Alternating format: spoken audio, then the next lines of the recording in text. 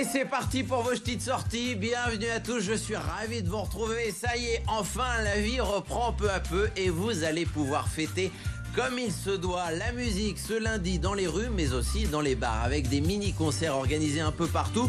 Ça vient d'être autorisé, annoncé. Profitez-en. En attendant, je vous propose d'aller chercher un peu de fraîcheur au cinéma. La sortie ciné de la semaine, c'est le film Un tour chez ma fille, sélectionné par votre cinéma au ciné de Dunkerque. Le coup de cœur lecture, ce sera tout à l'heure avec Fabienne de la librairie Place Ronde à Lille. Mais d'abord, je vous emmène au musée. Allez, c'est parti.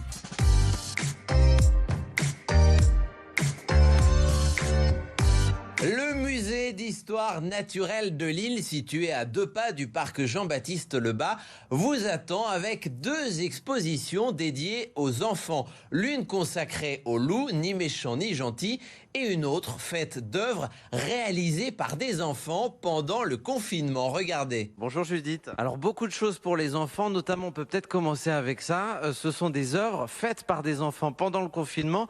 Vous leur avez demandé de réaliser l'animal de leur rêve. Oui, en effet. On a juste demandé que ça tienne dans une boîte à chaussures.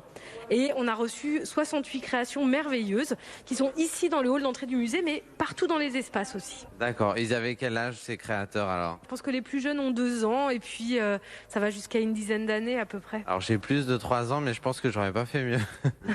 Alors, on a quoi? C'est quoi votre œuvre préférée là-dedans?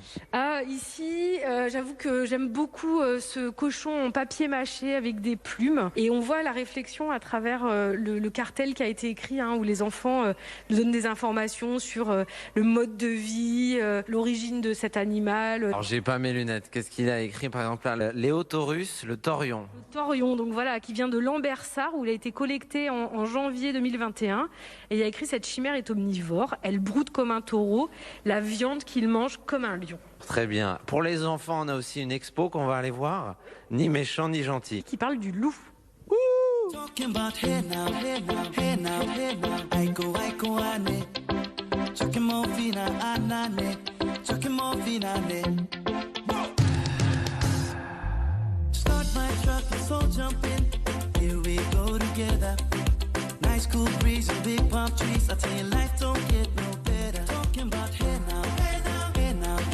Judith, il fait quoi le loup? Il fait ah. Magnifique, ni méchant ni gentil, une exposition de 200 mètres carrés, c'est ça, dédiée au loup? Exactement, une exposition pour les 3-7 ans, avec un espace où on leur parle des loups, des contes et des histoires, avec les loups méchants évidemment, on les connaît dans tous les contes classiques. Dans l'imaginaire? Dans l'imaginaire, et les loups gentils aussi, qui apparaissent de plus en plus dans les ouvrages, le loup en slip, le loup sentimental. Et puis, on les invite à découvrir le loup, l'animal réel. Et puis, dernière partie, juste à côté de nous, c'est l'espace lecture. Est-ce qu'on peut faire un petit tour? On peut commencer par l'imaginaire? Donc, on va aller chez les méchants loups. Vous avez une petite vidéo d'un chaperon rouge assez effrayant. Différents loups méchants que le public connaît bien. On retrouve des grands auteurs, Marius Ramos, notamment avec le loup de C'est moi le plus fort. Il y a une petite chanson du loup méchant.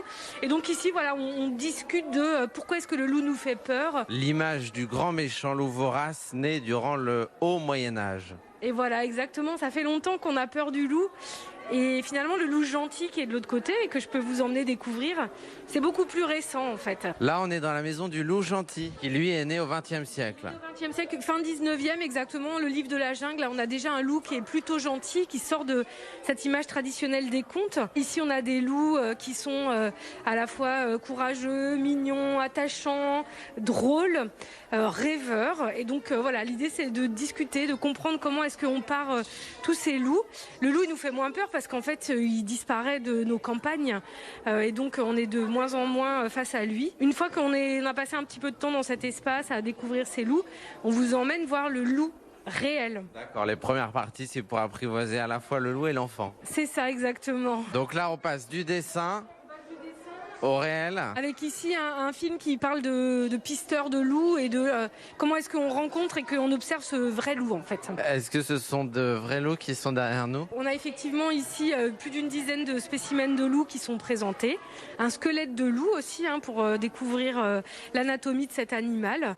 Et donc ici dans différents espaces, on va découvrir ce que mange le loup quand il est seul ou quand il est en meute.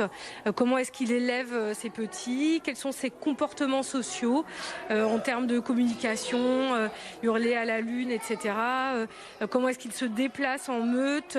Les différents loups qui existent aussi là avec une galerie de portraits des différentes espèces de loups. En France, on trouve quelles espèces? En France, on trouve une espèce de loup. En fait, les autres sont sur d'autres continents. Cette expo, elle vise un peu à démystifier l'image du loup qu'on pourrait avoir, à ce que les enfants n'en aient pas aussi peur qu'on a pu en avoir peur jusque-là. Mais en vrai, il faut en avoir peur du loup un peu. Non, il ne faut pas avoir peur du loup, je pense. Le loup, c'est un animal qui vit pour prospérer, pour survivre. Et le loup, il cohabite très bien avec l'humain. Il faut juste qu'on arrive à trouver, je dirais, quelle est la bonne zone de cohabitation entre nous. Dans ce dernier espace, on a tout un tas de bouquins pour les enfants. Exactement, plein de livres que les enfants peuvent lire avec leurs parents, plutôt les parents peuvent lire aux enfants. Bon, comme vous l'avez vu, j'ai pas mes lunettes. Est-ce que vous pouvez me faire la lecture du coup? Bien sûr, je vais vous lire un livre qui s'appelle Passage. Passage. Sanders. Ça n'a rien à voir avec moi parce que je suis très sage. J'espère, parce que sinon vous allez avoir des ennuis avec ce loup peut-être. Toc toc toc, ouh là là, mais qui voilà? Monsieur Loup en personne.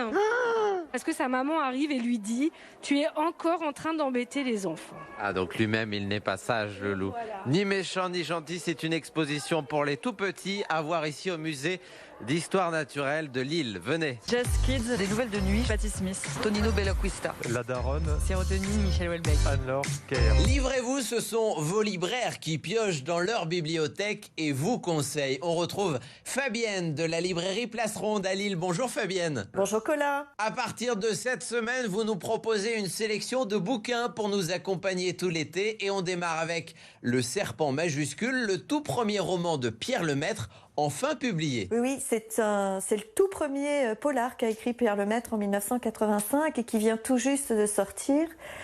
C'est totalement amoral, mais c'est tellement réjouissant lorsque Mathilde, 63 ans, va au bout de ses contrats avec des balles nettes et sans bavure. De grands éclats de rire et vraiment sur la serviette au bord de la plage, vous allez passer un excellent moment.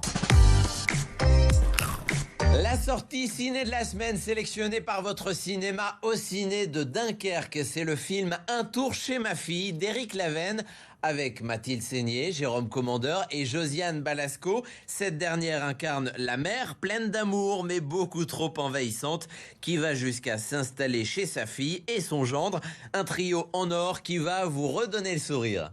Je vais me faire une tisane. Je ne suis pas là. Je suis une petite abeille. Carole? Carole? Oui, maman. Ma chérie, j'ai ça. Comme ça, avec ton mari, si vous voulez avoir un rapport, pas de problème. J'ai mes boules qui est. Merci, maman. Je pense que le message est bien passé. Et chaque semaine, vous nous donnez votre avis sur la sortie ciné de la semaine. On retrouve une spectatrice à la sortie de sa séance au cinéma Au Ciné de Dunkerque. C'était super génial. Super, super, super. À voir et à revoir. Voilà pour les petites sorties, j'espère que ça vous a plu. Merci à vous, prenez soin de vous, je vous dis à la semaine prochaine. D'ici là, on s'appelle évidemment et on se dit quoi ?